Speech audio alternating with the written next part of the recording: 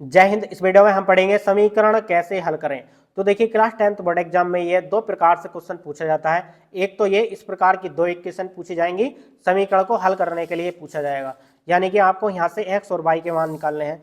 उसके बाद दूसरा क्वेश्चन इस प्रकार से पूछा जाता है, एक मूल दिया होगा, यानी कि जैसे कि 2 दिया है, यानी कि एक मूल 2 हो तो p का मान या q का मान जो भी इस प्रकार से पूछे। ठीक है, तो देखिए इस प्रकार से एक आपको समीकरण मिलेगी, यानी कि x square plus 3x minus p equal to 0। एक मूल 2 हो तो p का मान ज्ञात कीजिए। ठीक है, यहाँ पर जो समीकरण दी गई है वो x और p के पदों में दी गई है, यानी कि आपको एक मूल दिया गया है तो इसका मतलब ये है कि जो एक मूल है ना, हमारा x का मान क्या है, 2 है। ठीक है, और p का मान पूछ रहा है, तो हम क्या करेंगे, जो x का मान है ना 2, उस 2 को इस समीकरण में रख देंगे, p का मान निकल जाएगा। देखिए कैसे निकलेगा, हमारे पास समीकरण क्या दी गई है, x square plus 3x minus p equal to 0। इसको हम समीकरण 1 मान लेंगे। ठीक है, उसके बाद में दिया क्या है, यानी कि x का मान दिया है, यानी कि एक मूल क्या दिया गया है, इसमें दो मूल है p और x, इसमें से एक मूल का मान क्या दिया गया है, x का मान क्या दिया गया है, यानी कि 2 दिया है। ठीक है, p का मान पूछ रहा है, तो हम क्या करेंगे, x का मान जो है इस समीकरण 1 में रख देंगे। ठीक है, तो देखिए क्या करेंगे हम, x का मान यानी कि 2 स्क्वायर, यानी कि इस प्रकार से 2 स्क्वायर लिख लिया है। ठीक है, उसके बाद प्लस 3 इंटू, यानी कि x का मान क्या है 2, यानी कि 3 इंटू 2 लिख लिया है, माइनस p इक्वल टू 0। अब हम क्या करेंगे, इसको सोल्व कर लेंगे, यानी कि 2 दूनी 4 प्लस 3 दूनी 6 माइनस p इक्वल टू 0। तो इधर आ जाएगा 10 और इस p को इधर ले जाएंगे तो ये प्लस में पहुंच जाएगा। तो इस प्रकार से p का मान निकल कर आ जाता है 10। ठीक है, तो एक क्वेश्चन तो इस प्रकार से बोर्ड एग्जाम में पूछा जाता है कि एक मूल 2 हो 4 हो जो भी है। ठीक है, तो उसमें p या q इस प्रकार से पूछ लेगा। ठीक है, तो उसके बाद देखिए अब नेक्स्ट क्वेश्चन है, उसके बाद देखिए दूसरा क्वेश्चन इस प्रकार से भी पूछ सकता है। इसमें दो समीकरण दी गई होंगी, एक समीकरण इस प्रकार से सिंपल और दूसरी समीकरण इस प्रकार से डिवाइड के रूप में दी गई होगी। ठीक है, उसमें पूछेगा कि समीकरण को हल करो या एक्स वाई के मान ज्ञात करो। ठीक है, तो देखिए बहुत ही आसान है, बस स्टेप बाय स्टेप समझते जाइए। ठीक है, तो देखिए पहली समीकरण क्या दी गई है, 3x minus Y equal to 23, ये पहली समीकरण है। और दूसरी समीकरण यानी कि x y 3 plus y y 4 equal to 4, ये हमारी दूसरी समीकरण है।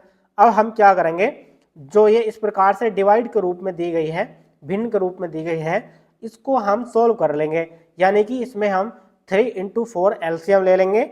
और एलसीएम लेने के बाद देखिए, यानी कि 3 से 3 कैंसिल, 4 आ जाएगा, यानी कि 4 को 3 से मल्टीप्लाई करेंगे तो 4x आ जाएगा प्लस। ठीक है, उसके बाद 4 से 4 कैंसिल, उसके बाद 3 से y की मल्टीप्लाई करके 3y आ जाएगा। ठीक है, इक्वल टू 4।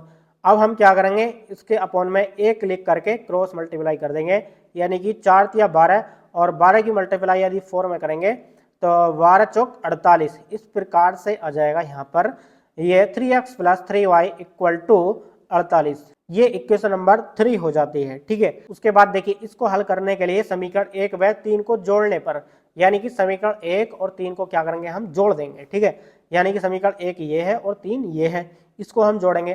तो देखिए इस प्रकार से ये जुड़ेगी तो नहीं, तो अब हम क्या करेंगे, इसको जोड़ने के लिए कोई सी समीकरण में किसी संख्या से गुणा कर देंगे, यानी कि बराबर करने के लिए, जिससे कि एक मूल कट जाए और दूसरे मूल का हम मान निकाल सकें। यदि y को काट देंगे तो x का मान हम आसानी से निकाल सकते हैं। तो देखिए हम y को ही कट करते हैं, कैसे करेंगे, जब तक यहाँ पर 3 नहीं होगा। ठीक है, जब तक यहाँ पर 3 नहीं होगा, यानी कि 3y को 3y से कैंसिल नहीं कर सकते, ये माइनस का ये प्लस का है, इसको हम आसानी से कट कर सकते हैं यदि यहाँ पर 3 आ जाए y से पहले। ठीक है, तो हम क्या करेंगे, समीकरण 1 में जो है 3 से गुणा कर देंगे, यानी कि समीकरण 1 को 3 से गुणा करने पर, तो हमने क्या किया है, समीकरण 1 में जो है 3 से गुणा कर दी है। तो इस प्रकार से 3 या 9x minus 3y equal to 23 की यदि 3 से मल्टीप्लाई करेंगे तो 69 आ जाएगा। ठीक है, उसके बाद देखिए इसको हम ऐसे ही लिख लेंगे। अब हम क्या करेंगे, इसको बहुत ही आसानी से कट कर सकते हैं, ये प्लस में है और ये माइनस में है, इसको हम कट कर देंगे। ठीक है, माइनस प्लस वाले ये कट हो जाएंगे और इनको हम जोड़ लेंगे। ठीक है, यानी कि 9x 4x ये आ जाएगा 13x इक्वल टू, इसको यदि जोड़ेंगे 117। ठीक है, इस प्रकार से आ जाएगा। अब हम क्या करेंगे, x का मान निकाल लेंगे यहाँ से, यानी कि x इक्वल टू, यानी कि जो 13 है ना इसके बटे में पूछ जाएगा, और इसको हम इससे कट करेंगे तो 9 टाइम्स में ये कट हो जाएगा और x की वैल्यू जो आ जाएगी हमारे पास 9 आ जाएगी। ठीक है, हमारे पास x की वैल्यू आ चुकी है, अब हमें y की वैल्यू निकालनी है। यदि हम x की वैल्यू को इन किसी समीकरण में रख दें, ठीक है, तो हमारे पास y की वैल्यू आ जाएगी। ठीक है, अब हम क्या करेंगे, जो है समीकरण 1 में x का मान पुट कर देंगे, यानी कि रख देंगे। ठीक है, हमने समीकरण जो है 1 में x का मान रख दिया है और इसको कैलकुलेट करेंगे तो y का मान निकल कर आ जाएगा 4। ठीक है, यानी कि x का मान 9 है और y का मान 4 है, तो इसको अतः में लिखेंगे x equal to 9, y equal to 4।